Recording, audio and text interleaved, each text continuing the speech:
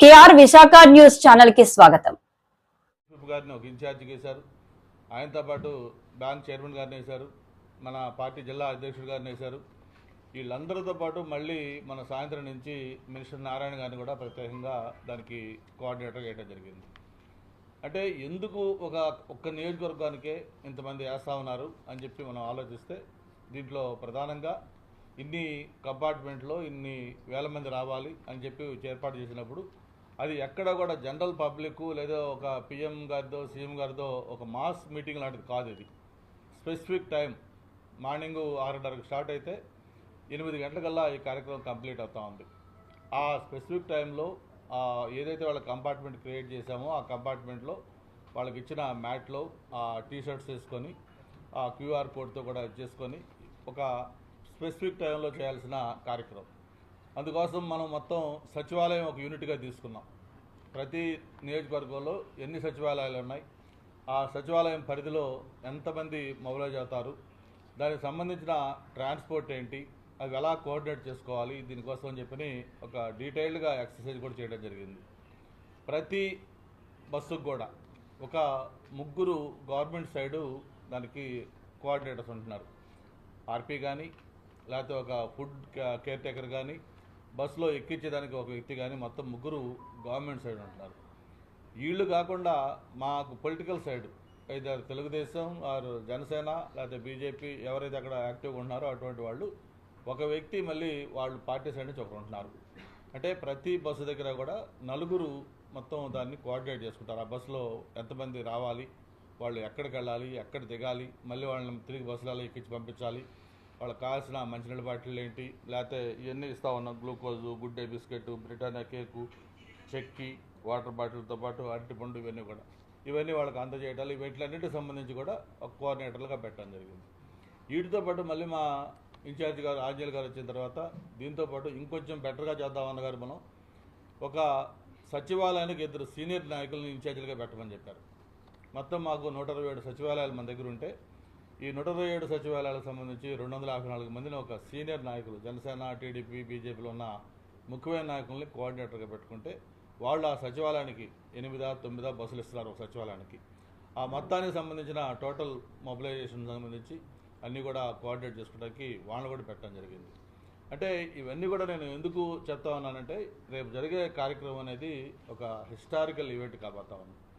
ఇది వైజాగ్ వేదిక కాబోతా ఉంది. వైజాగ్ అంటే మీకు తెలుసు, నేను ఫస్ట్ నుంచి కూడా చెప్తా ఉన్నాను మీకు, సిటీ ఆఫ్ డెస్టినీ, ఒక పీస్ఫుల్ సిటీ, మరి ఎటువంటి క్రమశిక్షణతో ఉండేవాళ్ళు, పబ్లిక్ అంతా డొసైల్ పీపుల్, ఒక లా అబైడింగ్ పీపుల్, అటువంటి ప్రాంతంలో ఇటువంటి హిస్టారికల్ ఈవెంట్ అయితే బాగుంటుందని చెప్పని ప్రధానమంత్రి గారు, ముఖ్యమంత్రి గారు అనుకోవటం, దానికి ఈ వేదికగా సెలెక్ట్ చేయటం మనందరి యొక్క అదృష్టం. ఇది ఒక గిన్నిస్ వరల్డ్ బుక్ ఆఫ్ రికార్డ్స్లో రేపు సంఘటన నమోదు కాబోతా ఉంది.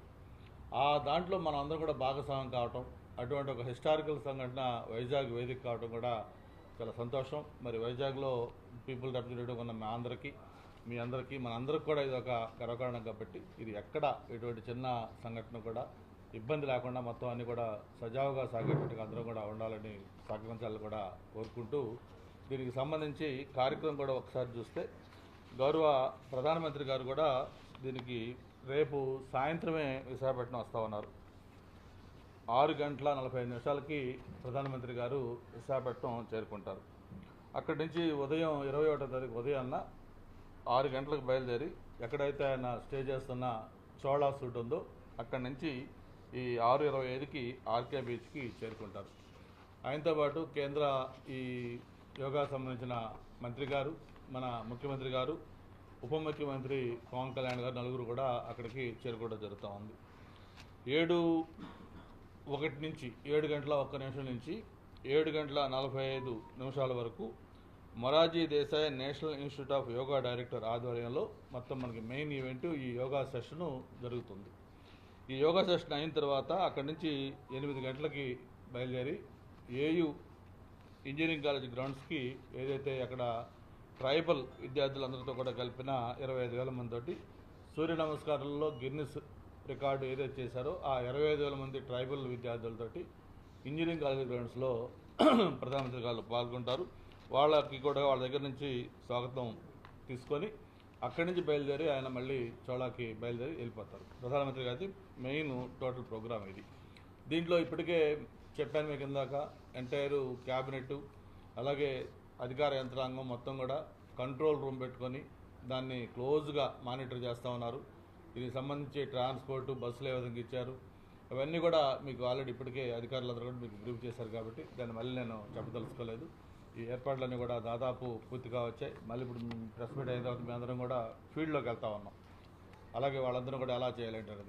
ఈ విధంగా ఈ జరిగే ఎల్లుండి యోగా గ్రాండ్ సక్సెస్ కావాలని మనస్ఫూర్తిగా కోరుకుంటూ మీ సహకారం కూడా దీంట్లో అందించాలని కోరుకుంటూ, మరి ఏదైతే రేపు జరిగే కార్యక్రమానికి పరిశీలనకు వచ్చిన మా ఆంజనేయులు అన్నయ్య గారికి అలాగే శ్రీధర్ గారికి మల్లికార్జున గారికి ప్రత్యేకంగా ధన్యవాదాలు చేస్తూ, మరి మన వారం నుంచి కూడా మాతో పాటు సందీప్ కూడా జనసేన పార్టీ నుంచి ఈ ప్రతి దీంట్లో కూడా తను సహకారం అందిస్తూ ఉన్నాడు. తనకు కూడా ప్రత్యేకంగా ధన్యవాదాలు తెలియజేసుకుంటూ, మరి నిన్న జగన్మోహన్ రెడ్డి గారికి సంబంధించి ఆయన పర్యటన, అక్కడ చేసిన కామెంట్లు అవన్నీ కూడా మనం చూస్తూ ఉన్నాం. దాని మీద మా ఆయన ఆంజనేయులు గారు డీటెయిల్గా మాట్లాడతారు. నేను ఒకటే మీకు తెలియజేస్తా ఉన్నాను, మొన్న 12వ తారీఖున ఈ ప్రభుత్వం ఏర్పడి 1 year అయిపోయింది. ఒక ప్రజల ఆకాంక్షలకి ఆశలకు అనుగుణంగా ఏదైతే ఎన్నికల మేనిఫెస్టోలో చెప్పామో దాదాపు ప్రతి అంశాన్ని కూడా అమలు చేస్తూ